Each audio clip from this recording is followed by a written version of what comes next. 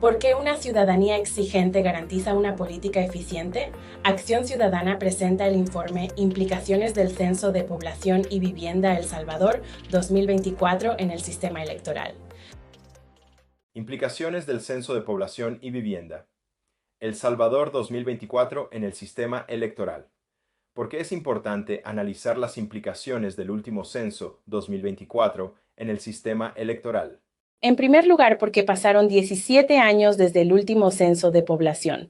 Durante ese tiempo, desde el censo elaborado en 2007, hubo diversos procesos electorales. 5 de ellos se realizaron en este periodo. Además, el número de representantes ante la Asamblea Legislativa y los consejos municipales ya no responde a la realidad poblacional de cada circunscripción. En segundo lugar, porque hay una distorsión importante en la distribución de escaños legislativos. Tanto la migración interna como la migración externa han alterado los núcleos poblacionales desde el último censo y eso debe de tomarse en cuenta en la revisión. Asimismo, la reducción de escaños agravó más la distorsión en la representación legislativa. Y en tercer lugar, porque se abre la oportunidad de ajustar elementos del sistema electoral. En 2026, los partidos políticos deben celebrar sus elecciones internas y deben de hacerlo en un ambiente de seguridad jurídica respecto a diversos elementos del sistema electoral. Por ejemplo, respecto a la magnitud de las circunscripciones. Debe haber una seguridad a diferencia de lo que pasó, por ejemplo, en el proceso electoral anterior, donde a menos de un año se realizaron reformas que obligaron a los partidos políticos a cambiar y hacer ajustes cuando ya habían convocado a sus elecciones internas. Por otra parte, este año es propicio para reformas que corrijan las distorsiones del sistema electoral.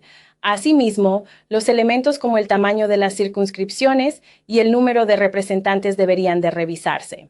En primer lugar, veamos los diversos impactos que el censo 2024 podría tener en el sistema. Veamos primero con respecto al ajuste de ley. ¿Qué es esto? Existe una disposición que establece un mínimo de escaños con el cual se debe de constituir las circunscripciones en nuestro país. Ese ajuste de ley fija en 2 el número mínimo de diputados. Si no existiera esta disposición del número de escaños mínimos por circunscripción, habría una circunscripción que quedaría con un solo escaño. Esta es Cabañas. El ajuste de ley se aplica cuando aún no se han repartido los escaños y así se evita que una vez se han repartido tener que quitárselo a uno para dárselo a otra circunscripción. Esto porque en la ley no existe una disposición que diga a cuál hay que quitársela para dársela a otra. Entonces se debe de hacer al inicio. Además, este ajuste de ley produce que San Miguel pierda un escaño que es el que necesita Cabañas porque, como decimos, solamente lograría tener uno. Entonces, San Miguel baja de tener 5 escaños a 4. Por otra parte, debe de reconocerse, y es evidente que esto ocurre porque se sigue utilizando la delimitación departamental de las circunscripciones. La mayoría de problemas aparejados al sistema electoral tienen que ver con esto, y es con que seguimos desde hace ya más de 5 décadas utilizando la distribución de los 14 departamentos, equiparándolo a las 14 circunscripciones. Eso es algo que debería corregirse. En segundo lugar, otro impacto del censo tiene que ver con el malapportionment. El malapportionment es la subrepresentación o sobrerepresentación a la hora de distribuir los escaños por circunscripción. Esto medido con respecto a la proporción idónea que debe haber entre habitantes y escaños. Dicho en otras palabras, se espera que a cierta cantidad de habitantes le corresponda un número proporcional de escaños. Cuando esta proporción se rompe, estamos ante el malapportionment.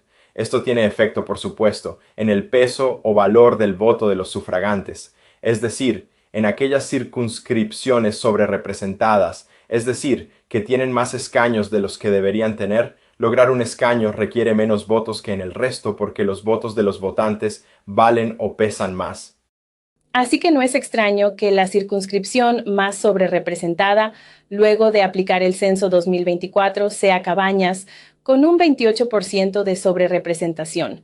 Esto se debe a que el segundo escaño lo han logrado por el ajuste de ley que hablábamos anteriormente. Al otro lado, es decir, en Antípoda, es Cuscatlán, la circunscripción más sobrerepresentada, con un menos 24% de representación. Y este tipo de problema será recurrente, como ya decíamos, mientras se sigan manteniendo equiparadas las circunscripciones con los departamentos, pues evidentemente algunos de ellos carecen de la población para lograr una representación plural, lo que lleva a alterar a otras para compensarla. Hay que decir también que algunas circunscripciones obtendrían un escaño adicional, como es el caso de Santa Ana y La Libertad, y otras, por el contrario, lo perderían, como ocurriría con San Miguel y Usulután. Ahora veamos el impacto del censo con respecto a los consejos municipales. Quizás el aspecto más relevante al aplicar el nuevo censo es que este no produce ninguna variación en las circunscripciones municipales con respecto a lo producido por el censo 2007. Esto se debe a que los umbrales de población a superar para que una circunscripción municipal cambie de tamaño son bastante altos, mientras que la población ha crecido a un ritmo bajo y en algunos lugares hasta ha decrecido.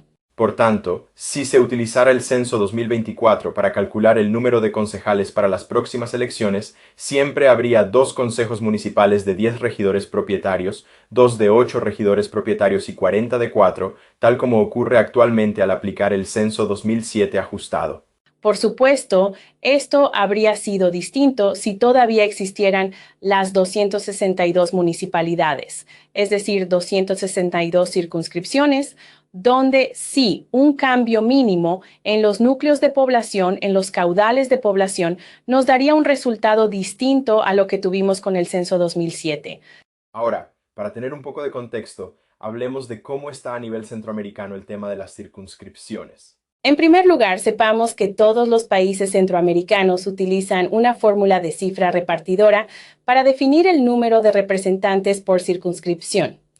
En eso son bastante parecidos. La mayoría utiliza HARE, con restos mayores. Adicionalmente, el problema de tener circunscripciones uninominales junto a las plurinominales, es decir, circunscripciones que solo elijan un escaño junto con las que eligen varios, estos países lo resuelven utilizando una fórmula de mayoría simple en las uninominales. Es el caso, por ejemplo, de Honduras, que aunque no tiene una circunscripción uninominal, su legislación contempla cómo resolver esta situación. Por otra parte, el caso de Panamá es emblemático porque sus circunscripciones no siempre obedecen a la distribución administrativa del país, como ocurre en el resto de países, sino a criterios netamente poblacionales, y esto les permite delimitar mejor sus circunscripciones y evitar la desproporción que produce el apegarse a los departamentos o provincias, como ya hablamos anteriormente. Entonces, Panamá es un caso emblemático porque ellos también contemplan cómo manejar circunscripciones uninominales y lo hacen con fórmulas de mayoría. Ahora, ¿qué oportunidades plantea el que haya un nuevo censo? Básicamente nos plantea 2 oportunidades. En primer lugar, el que se pueda realizar un cambio en el tamaño de las circunscripciones, y esto podría ocurrir de 3 formas. Una de ellas, la primera, sería crear circunscripciones grandes. Un ejemplo podría ser 4 circunscripciones que se correspondan aproximadamente con las 4 regiones históricas del país, es decir, la región occidental, central, paracentral y oriental. Esto produciría que la región occidental quedaría con 14 escaños, la región central con 16, la región paracentral con 17, para finalmente la región oriental con 13 escaños. Como ven, son circunscripciones grandes, de más de 10 escaños. Una segunda oportunidad es hacerlo con circunscripciones medianas, es decir, 10 circunscripciones de 6 escaños cada una, por ejemplo, para un total de 60 escaños. Al igual que la anterior, esto dependería de agrupar departamentos y de realizar ajustes de ley a fin de mantener constante el tamaño de cada circunscripción. Y finalmente, en esta oportunidad de cambiar el tamaño de las circunscripciones, la más compleja, pero quizás la más adecuada, es crear circunscripciones basadas completamente en la población, definiendo un tamaño mínimo para distritar y crearlas a partir de ese valor. Por supuesto, este trabajo requiere la convergencia de distintas ramas para crear las circunscripciones basadas en criterios técnicos a fin de evitar caer en el ya conocido gerrymandering. Por otra parte, la segunda oportunidad es aumentar el número de escaños. Recordemos que la Constitución establece que para tomar decisiones en el Parlamento existen 3 tipos de mayoría: la mayoría simple, las 2/3 partes de los legisladores y las 3/4 partes. Por tanto, el número de legisladores debe ser múltiplo de 12. Por ello, ya es conocido que las posibilidades a la hora de aumentar los escaños son, si tomamos 60, 72, 84, 96, 108, 120, 132, etc. En ese sentido, el número que permitiría que todas las circunscripciones tengan al menos un mínimo de 3 escaños, gracias a su población y no a ajustes artificiales de ley, es 108 escaños. Con ese valor quedaría San Salvador con 29 escaños, La Libertad con 14 y Santa Ana con 10. Incluso se podría echar mano de la nueva delimitación municipal del departamento de San Salvador, en la que hay de San Salvador este, oeste, centro, para crear circunscripciones más pequeñas en esa que es bastante grande. Para ir concluyendo, no hay un sistema electoral perfecto, todos producen cierta distorsión en mayor o menor grado. Sin embargo, una cosa es que en la búsqueda del pluralismo y de una mejor representación se tomen medidas que produzcan o generen esta distorsión y otra que se hagan deliberadamente para beneficiar a un partido en específico. El censo de 2024 abre la oportunidad para plantearse un rediseño del sistema electoral que corrija los cambios que se le han venido haciendo y que lo han llevado más bien a garantizar un partido hegemónico en detrimento de una representación plural.